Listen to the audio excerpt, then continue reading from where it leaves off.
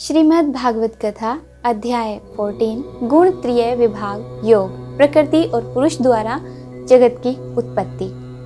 परम भूयः प्रवक्ष्यामि ज्ञानानं मानमुत्तमं यज्ञ ज्ञात्वा मुनयः सर्वे पराम सिद्धिमितो गताः।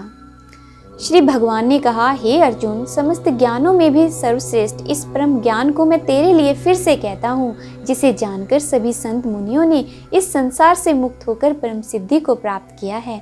इस ज्ञान में स्थिर होकर वह मनुष्य मेरे जैसे स्वभाव को ही प्राप्त होता है। वह जीव ना तो सृष्टि के प्रारंभ में फिर से उत्पन्न ही होता है और ना ही प्रलय के समय कभी व्याकुल होता है।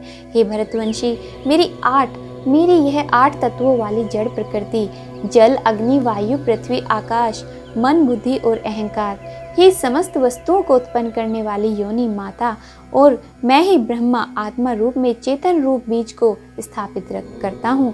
इस जड़ चेतन के संयोग से ही सभी चर अचर प्राणियों का जन्म संभव होता है। हे कुंती पुत्र, समस्त योनियों में जो भी शरीर धारण करने वाले प्राणी उत्पन्न होते हैं, उन सभी को धारण करने वाली ही जड़ प्रकृति ही माता और मैं ही ब्रह्मा आत्मा रूप बीज को स्थापित करने वाला हूँ। हे महाबाहु अर्जुन, सात्विक गुण, राजसिक गुण और तामसिक गुण, यह तीनों गुण भौतिक प्रकृति से ही उत्पन्न होते हैं। प्रकृति से उत्पन्न तीनों गुणों के कारण ही अविनाशी जीवात्मा शरीर में बंध जाती है। हे निष्पाप अर्जुन, सतोगुण अन्य गुणों की अपेक्षा अधिक शुद्ध होने के कारण पाप कर्मों से जीव को मुक्त करके आत्मा को प्रकाशित करने वाला होता है, जिससे जीव सुख और ज्ञान के अहंकार में बंध जाता है। हे कुंती पुत्र, रजोगुण और कामनाओं और लोभ के कारण उत्पन्न हुआ समझ, जिसके कारण शरीरधारी जीव सकाम कर्मों फल की आसक्ति में बन जाता है। हे भरतवंशी, तमोगुण और शरीर के प्रति मोह के कारण अज्ञान से उत्पन्न हुआ समझ, जिसके कारण जीव प्रमाद, पागलपन में व्यर्थ के कार्य करने की प्रवृत्ति, आलस्य, आज के कार्य को कल पर टालने की प्रकृति और निद्रा, अचेत अवस्था में न करने योग्य कार्य की प्रवृत्ति द्वारा बंध जाता है। हे अर्जुन, सतोगुण मनुष्य को सुख में बांधता है और रजोगुण मनुष्य को सकाम कर्म में बांधता है और तमोगुण मनुष्य के ज्ञान को ढककर प्रमाद में बांधता है। हे भरतवंशी अर्जुन, रजोगुण और तमोगुण के घटने पर सतोगुण बढ़ता है, सतोगुण और रजोगुण के घटने पर तमोगुण बढ़ता है। इसी प्रकार तमोगुण और सतोगुण के घटने पर तमोगुण बढ़ता है। जिस प्रकार इसके शरीर 9 द्वारों, 2 आंखें, 2 कान, 2 नथुने, मुख, गुदा और उपस्थ में ज्ञान का प्रकाश उत्पन्न होता है, उसी समय सतोगुण विशेष बुद्धि को प्राप्त होता है। हे भरतवंशियों में श्रेष्ठ, अब जब रजोगुण विशेष बुद्धि को प्राप्त होता है, तब लोभ के उत्पन्न होने कारण फल की इच्छा से कार्य करने की प्रवृत्ति और मन की चंचलता के कारण विषय भोगों को भोगने की अनियंत्रित इच्छा बढ़ने लगती है। हे कुरुवंशी अर्जुन, जब तमोगुण विशेष बुद्धि को प्राप्त होता है, तब अज्ञान रूपी अंधकार कर्तव्य कर्मों को न करने की प्रवृत्ति, पागलपन की अवस्था और मोह के कारण न करने योग्य कार्य करने की प्रवृत्ति बढ़ने लगती है। जब कोई मनुष्य सतोगुण की वृद्धि होने पर मृत्यु को प्राप्त होता है, तब वह उत्तम कर्म करने वाले निर्मल स्वर्ग लोकों को प्राप्त होता है।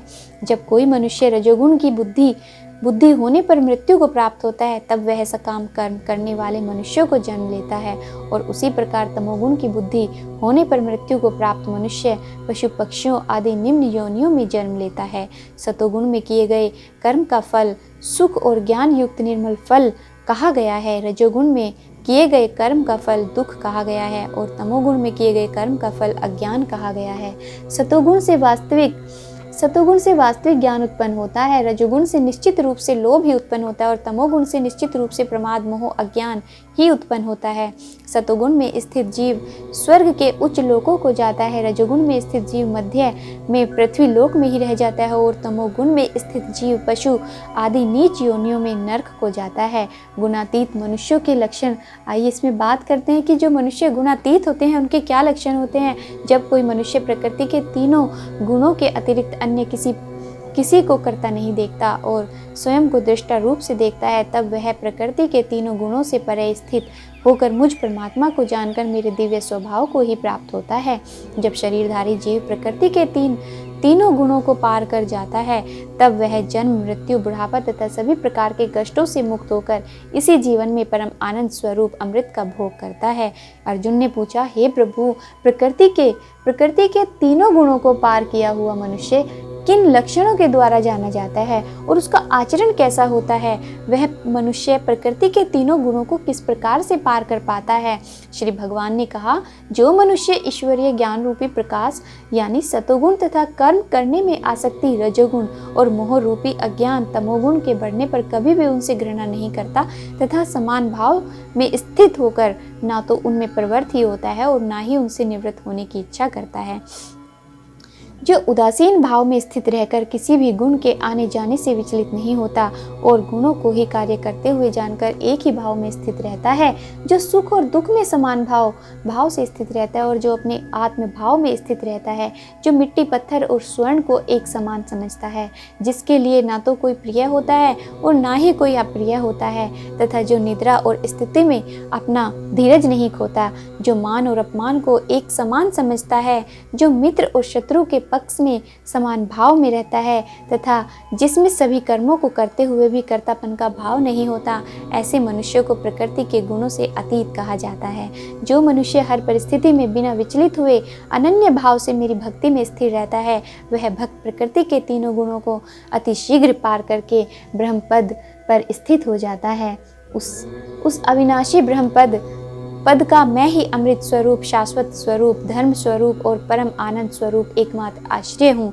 इस प्रकार उपनिषद, ब्रह्म विद्या तथा योग शास्त्र रूप श्रीमद् भागवत गीता के श्री कृष्ण अर्जुन संवाद में प्राकृतिक गुण विभाग योग नाम का 14वां अध्याय संपूर्ण हुआ। हरि ओम तत्सत, हरि ओम तत्सत। बोलिए श्रीमद् भागवत महापुराण की जय हो।